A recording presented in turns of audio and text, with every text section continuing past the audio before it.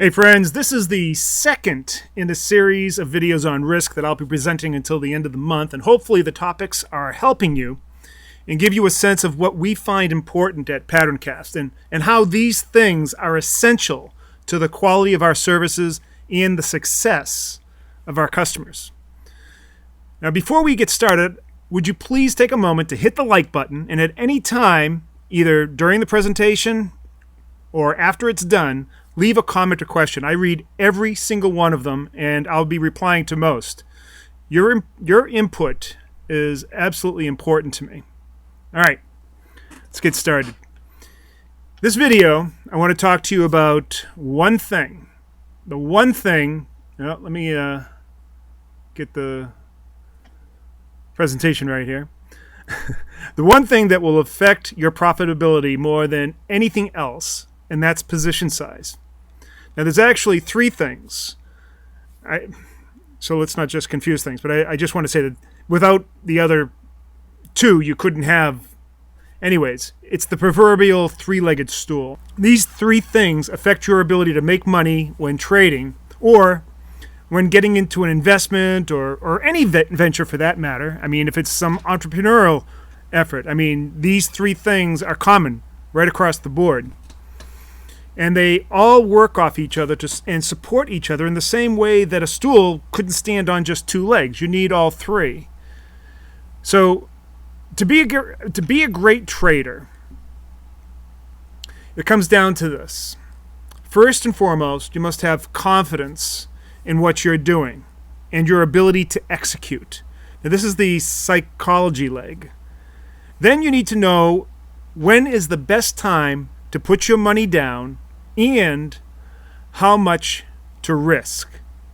Now, those are the other two legs of the stool, the strategy and the position size. And as you see, I made the psychology a little bit bigger, 40%, and strategy, I guess it would be kind of a lopsided stool, but this is really, let's face it, if I were to rate them, they're all of equal importance, but some people would argue that psychology is as much as 90% of trading, and I'd say that that's really just hyperbole. It probably was started by a psychologist or some mental trader. But let's say that without the proper psychological attitude, it would be impossible to become a consistently profitable trader. So we'll give it slightly more weight than the other two just to comfort those well, you know who you are. So let's start off. Again, the three things that are the three-legged stool of trading. Account size, strategy, and psychology. We'll take psychology first. Then we'll look at strategy. Then we'll look at, well, actually not just account size, but position size. I should say size in general, because it's a bigger topic that encompasses position size, and it's integral to position size. All right, so first, psychology. These are the things that I believe that are most important when you're approaching trading, the things that you need to come to grips with, the things that are important to you, the things that allow you to see this bottom point here. Can you sleep at night? Allow you to sleep at night. Feel comfortable getting into a trade. The first is you need to determine what your capacity and tolerance for risk is. Now, capacity, that alludes to your account size and how much money you have, how much trading capital you have as a percentage of your overall net worth, right? And, what is that size? What is the amount of money, the amount of capital that you're willing to put into the game? That is your skin in the game. And your tolerance, that is more of a visceral feeling. How much are you willing to risk of that capital? What would make you not sleep at night? I guess that's what it comes down to. The next part of psychology is your confidence in the strategy that you have. Do you really believe in it? And it's not just a belief that is built on top of hope or faith. In fact, but that's exactly what you don't want. You want a strategy that you understand exactly what the edge is, where it's coming from, what are the odds of getting into this trade? How many other times has it happened? What is the overall opportunity? What is the nature of the market right now? That all leads to your confidence. And that's kind of a, from a strategical point of view, the strategy and the overall environment. But there's also your confidence in your execution. And then this is just as important as understanding that strategy. And that is knowing what to do when you're getting into a fix. If you make a fat finger trade or do something stupid, do you have a process to get out of that trade or to remedy it, to mitigate those risks? Are you completely comfortable with every part of your trading platform? Do you know how to put in a buy-stop order, for instance, as opposed to a limit order? Do you know what they mean? And do you know what that means in your trading platform? Do you know what type of commission that you're paying? What is the interest that you're putting up for the leverage that you're using? Do you know all of these things? Knowing all these things gives you the confidence in the individual executable things that you do. And that is equally as important. Without being perfectly confident in your execution, I don't see how you can lay $1 down. How can you do that? And also what I alluded to here is sort of an overall awareness of the situation. What are the market conditions that you're getting yourself into? All of this comes down to psychology and your ability to focus on these things and understand them and feel comfortable. And then when you do make a trade, you do put some skin in the game. The number one thing that I like to use as a measuring stick is, can I sleep at night? Am I worried that if this trade blows up, that I'm going to be cast into ruin? I don't want that feeling, and I don't think anybody wants that feeling. You need to get the psychology and these other aspects, the other legs of the stool, under control so that you can have that kind of feeling and that kind of confidence in what you're doing. All right, so let's get on to the next, and that is strategy. Your strategy is, that's everything. Your strategy is what is going to tell you when there's an opportunity.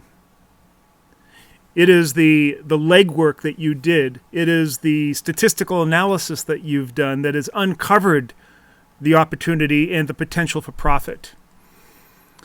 It determines the amount of money that you're willing to risk, not only based on your account size, but on the individual risk of that particular trade. And those are two things that are intricately tied: your account size and the amount that you're actually going to put into a trade. And there's a whole strategy, not just the strategy of the thing that identified the opportunity, but there should be a strategy around how much that you're willing to invest. What is the position sizing strategy too? And that should be a function of how big your account is, and also other things like the cost of that trade, as I had mentioned earlier, the commission, the interest on the margin, the size of the contract that you're using, and what its size is compared to the size of your account. If you have a very small account, there's much less that you can do with, say, a contract on gold than you could if you had a very large account, because a gold contract is very, very large. Or in Forex, if you're using a full-size position size, the 100,000 unit size as opposed to the 10,000, or as opposed to the micro size, or even futures, you're using mini futures as opposed to micro futures. In crypto, it's not so much of an issue in Forex because, and particularly in crypto, because you can use just about any account or position size that you want relative to your account size. All of this makes a lot of sense. And you need to develop this kind of strategy when you're entering a trade.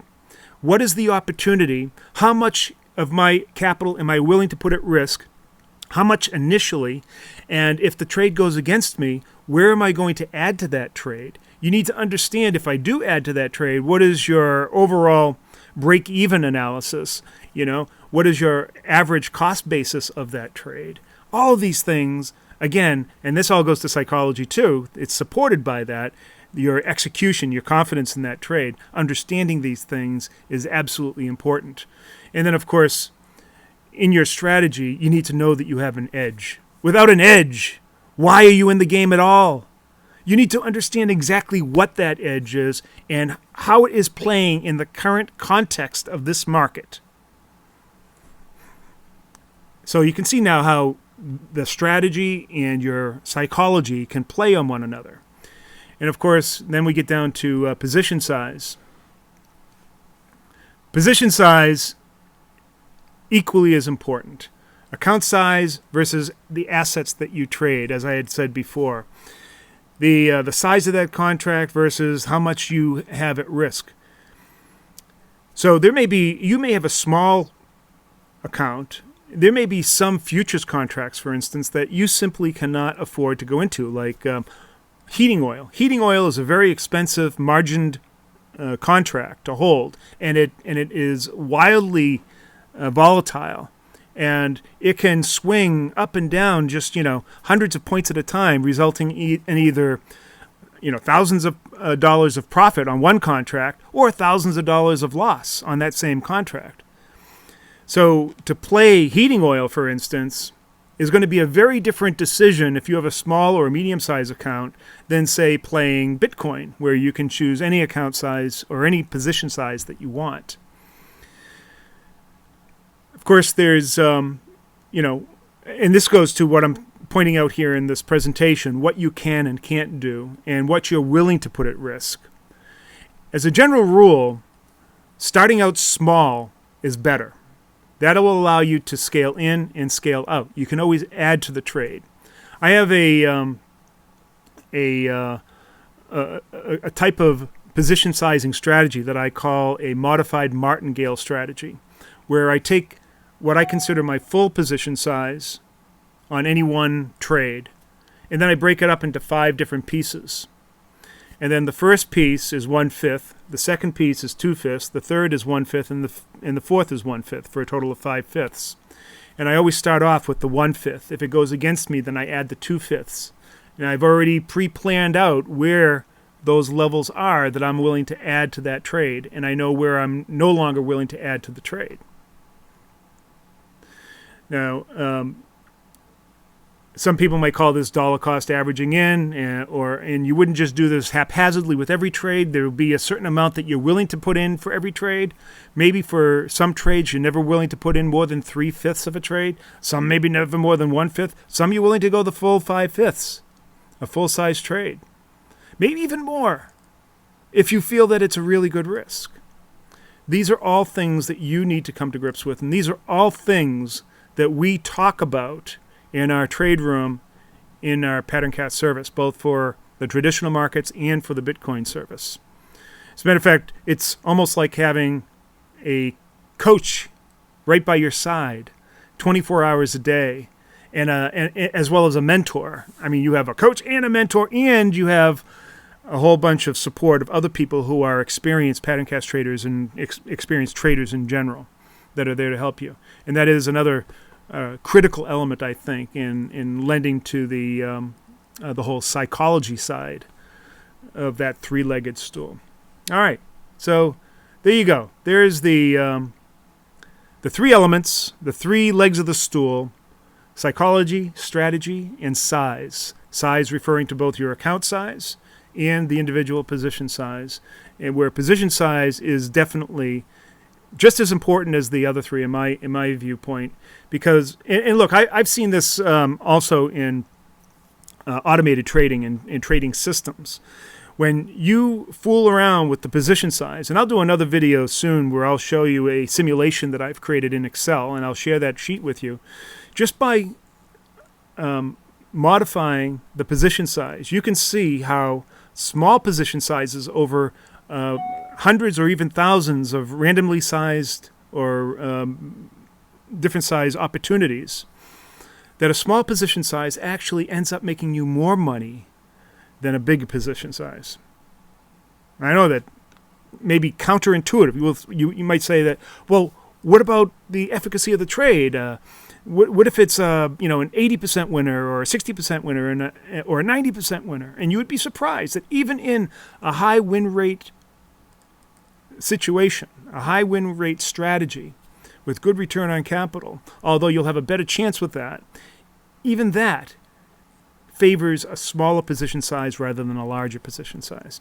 And we'll do that in a future video, and I'll show you by creating a simulated number of traders, each with different position sizes, each with a randomly generated set of trades.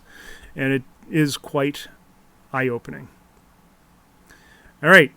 So again, if you have any questions, please put them down below. Give this video a thumbs up, and we'll see you next video.